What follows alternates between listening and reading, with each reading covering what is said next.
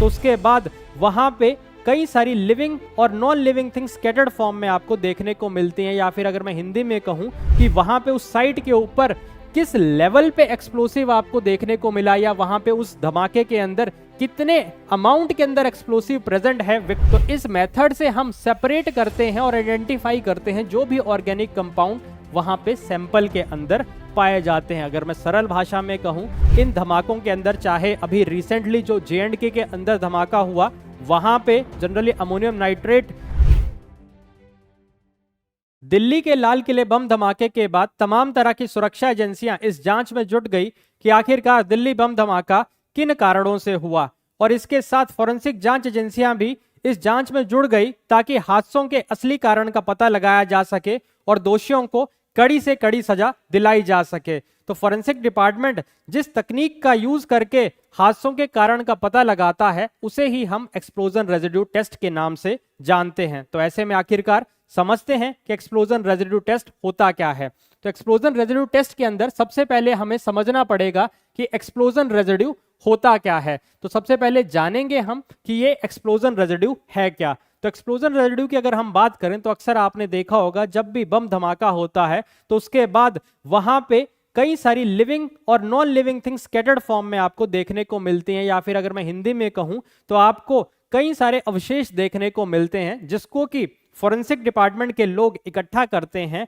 और लैब के अंदर भेजते हैं। तो वो जो सैंपल्स इकट्ठे करते हैं बम धमाके के बाद, उसी को हम एक्सप्लोजन रेजिड्यू के नाम से जानते हैं। जैसा कि आप यहाँ पे देख भी पा रहे होंगे कि ये फॉरेंसिक डिपार्टमेंट के लोग यहां से डिफरेंट सैंपल्स इकट्ठे कर रहे हैं और आगे चल के ये लैब के अंदर आपको भेज रहे हैं। तो अब यहां तक तो हमें समझ आ गया कि ये एक्सप्लोजन रेजिड्यू होता क्या है। अब जब ये टेस्ट लैब के अंदर परफॉर्म किया जाता है उसी को हम एक्सप्लोजन रेजिड्यू टेस्ट के नाम से जानते हैं। अब ये क्यों इस्तेमाल होता है, अब हमें ये समझना है। तो बेसिकली इसका इस्तेमाल यहां पे रेजिड्यू को आइडेंटिफाई करने में या फिर उसको एनालाइज करने में कि जो रेजिड्यू वहां पे बिखरा हुआ था, जो अवशेष वहां बिखरे हुए थे, कि वहां पे उस साइट के ऊपर किस लेवल पे एक्सप्लोसिव आपको देखने को मिला, या वहां पे उस धमाके के अंदर कितने अमाउंट के अंदर एक्सप्लोसिव प्रेजेंट है विक्टिम्स की बॉडी में। तो इससे इस चीज का पता चलता है। इसके साथ साथ आप यहां पे देख पा रहे होंगे कि इस तरह से ये जो सैंपल्स होते हैं, फॉरेंसिक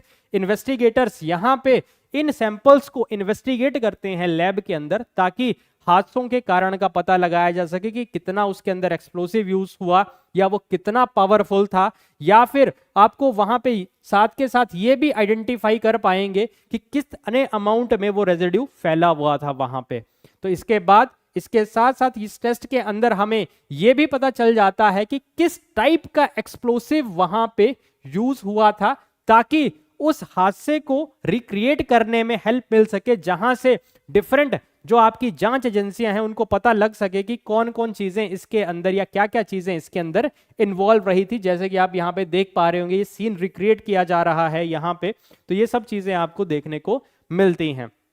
इसके बाद सबसे इंपॉर्टेंट चीज जो इस टेस्ट के अंदर है वो हमें समझनी है कि आखिरकार ये टेस्ट किस तरह से, क्या क्या चीजें इसके अंदर इन्वॉल्व होती हैं, क्या मेथड इसके अंदर यूज होते हैं। तो जनरली इस एक्सप्लोजन रेजिड्यू टेस्ट के अंदर हम 4 डिफरेंट टेक्निक्स का यूज करते हैं, जिसमें कि गैस क्रोमेटोग्राफी, मास स्पेक्ट्रोमेट्री जिसको हम GCMS के नाम से जानते हैं, दूसरी टेक्निक जो उसको हम आयन क्रोमेटोग्राफी के नाम से जानते हैं, तीसरी टेक्निक होती है आपकी कैपिलरी इलेक्ट्रोफोरेसिस, और चौथी टेक्निक है फूरियर ट्रांसफॉर्म इंफ्रारेड स्पेक्ट्रोस्कोपी। तो अब आगे चल के वीडियो में एक एक करके जानेंगे कि आखिर ये किस तरह से ये टेक्निक्स का इस्तेमाल करके इस हादसे के कारणों का, या फिर अगर मैं कहूं बम धमाकों के कारणों का पता लगाया जा सकता है या फिर लगाया जा रहा है। तो सबसे पहले अगर हम बात करें गैस क्रोमेटोग्राफी, मास स्पेक्ट्रोमेट्री जिसको हम GCMS के नाम से जानते हैं, तो इस मेथड का यूटिलाइजेशन किस तरह से यूज किया जाता है वो समझेंगे अभी हम। तो बेसिकली अगर मैं बात करूं तो इस मेथड से हम सेपरेट करते हैं और आइडेंटिफाई करते हैं जो भी ऑर्गेनिक कंपाउंड वहां पे सैंपल के अंदर पाए जाते हैं। अगर मैं सरल भाषा में कहूं तो बेसिकली जो भी लिविंग कंपोनेंट्स या लिविंग वहां से जो भी अवशेष इकट्ठे किए हैं कि क्या क्या उसके अंदर लिविंग ऑर्गेनिजम्स वहां पे पाए जा रहे हैं, या फिर आपको मैं कहूं लिविंग ऑर्गेनिज्म से ज्यादा बेटर वर्ड है कि लिविंग कंपोनेंट कौन कौन से वहां पे देखे जा रहे हैं। जनरली इसके अंदर हम कार्बन हाइड्रोजन के बॉन्ड्स को हम चेक करके पता लगाते हैं कि कौन कौन से वहां पे ऑर्गेनिक कंपाउंड आपको देखने को मिल रहे हैं, और कार्बन हाइड्रोजन के बॉन्ड से जनरली हम यहां पे कोवलेंट बॉन्ड की ही हम बात कर रहे हैं। तो इन शॉर्ट जो आपका गैस क्रोमेटोग्राफी मास स्पेक्ट्रोमेट्री है, इससे हम सेपरेट कर पाते हैं और आइडेंटिफाई कर पाते हैं कि किसी भी सैंपल के अंदर वहां पे किस तरह के ऑर्गेनिक कंपाउंड पाए जा रहे हैं। इन शॉर्ट कि कार्बन हाइड्रोजन के किस टाइप के आपको बॉन्ड वहां पे देखने को मिलते हैं। तो इस तरह से ये जो मशीन है इसके अंदर आपको ये मेथड का यूटिलाइजेशन आपको देखने को मिलता है। इसके बाद जो दूसरी टेक्निक है वो है आपकी आयन क्रोमेटोग्राफी। तो इसके लिए इस तरह से हम डिफरेंट टेक्निक्स ये मशीन्स का यूटिलाइज करते हैं, जिसमें के अंदर हम डिफरेंट आयनिक कंपाउंड्स को रखते हैं। तो जैसे कि नाम से ही पता चल रहा है कि इसके अंदर आयंस का हम यूटिलाइजेशन करेंगे, तो इससे हमें पता चल पाता है कि किसी सैंपल के अंदर किस टाइप के आपको इनऑर्गेनिक कंपोनेंट्स देखने को मिल रहे हैं, जो भी वहां पे एक्सप्लोसिव रेजिड्यू देखने को मिल रहा है। तो बेसिकली जब हम नॉन लिविंग कंपोनेंट्स की बात करेंगे, तो जनरली नॉन लिविंग कंपोनेंट्स की अगर हम यहां पे बात करें तो इनऑर्गेनिक कंपोनेंट में, तो इसके टेक्निक के थ्रू हम किस टाइप के वहां पे आयंस, या फिर अगर मैं बात करूं कि आयनिक बॉन्डिंग कौन सी देखने को मिल रही है, उससे आप इस टेस्ट के थ्रू पता लगा पाएंगे। जैसे कि आपने देखा था कि यहां पे अमोनियम नाइट्रेट का बहुत ज्यादा इस्तेमाल हुआ था इन धमाकों के अंदर, चाहे अभी रिसेंटली जो J&K के अंदर धमाका हुआ वहां पे जनरली अमोनियम नाइट्रेट जो है वो एक्सप्लोड कर गया, और यहां पे तो जनरली यहां पे टेररिस्ट ने इसको एक्सप्लोड खुद ही करवाया था। तो बेसिकली जो अमोनियम नाइट्रेट की हम बात कर रहे हैं, वहां पे जहां अमोनिया के आयंस और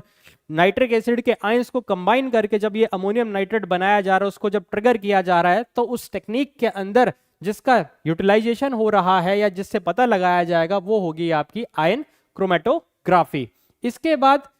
अगली जो टेक्निक है दैट इज कैपिलरी इलेक्ट्रोफोरेसिस। तो इस टेक्निक के अंदर, इस मशीन के अंदर आपको ये चीजें देखने को मिलेंगी। इस टेक्निक एक सप्लीमेंट्री टेक्निक है जो कि बेसिकली आपको ज्यादा बेटर वे में सेंसिटिविटी और रेजोल्यूशन बताएगी, जो भी एक्सप्लोसिव का वहां से एनालिसिस देखने को मिलेगा, जो भी एक्सप्लोसिव का सैंपल कलेक्ट किया गया होगा। बट जैसे कि नाम से पता चल रहा है कैपिलरी इलेक्ट्रोफोरेसिस, तो इसके अंदर एक कैपिलरी ट्यूब ली जाएगी, साथ में एनोड और कैथोड आपको दो डिफरेंट कंपोनेंट्स बनाए जाएंगे, दो डिफरेंट टर्मिनल्स होंगे, जिसके थ्रू वहां पे इस मशीन के अंदर डिफरेंट टेस्ट परफॉर्म होंगे, ताकि वहां से एक्सप्लोसिव की सेंसिटिविटी कितनी रही या क्या उसका रेजोल्यूशन है, वो सब चीजें आपको इस कैपिलरी इलेक्ट्रोफोरेसिस के थ्रू देखने को मिलेंगी।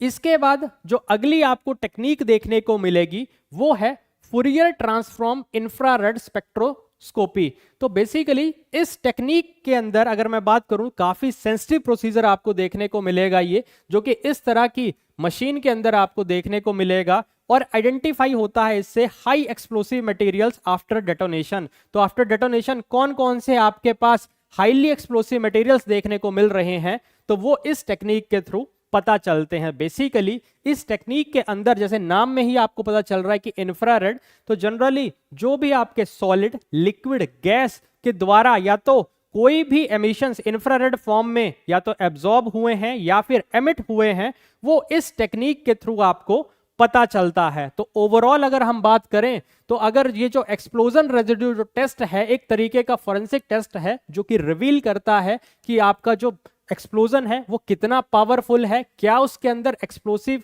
यूज हुए हैं, या फिर किस तरह से यहां पे इस एक्सप्लोजन को अंजाम दिया गया है। तो इस पूरे टेस्ट के अंदर ये 4 डिफरेंट कंपोनेंट्स होते हैं जहां से आपको पता चलता है। तो आई होप आपको आइडिया हो गया होगा कि किस तरह से ये एक्सप्लोजन रेजिड्यू टेस्ट फॉरेंसिक जांच एजेंसियों के द्वारा किया जाता है। तो आई होप इस तरह के इंफॉर्मेटिव वीडियोस के लिए आप चैनल को लाइक, शेयर, कमेंट, सब्सक्राइब जरूर करेंगे, ताकि आप तक और इस तरह के इंफॉर्मेटिव वीडियोस आ सकें। और इसके साथ साथ कुछ सिविल स्टैप के ये पेड इनिशिएटिव्स हैं, जिसकी जानकारी आप सिविल स्टैप की वेबसाइट पे जाके भी और सिविल स्टैप के नंबर पे भी कॉल करके जानकारी प्राप्त कर सकते हैं। So thank you very much.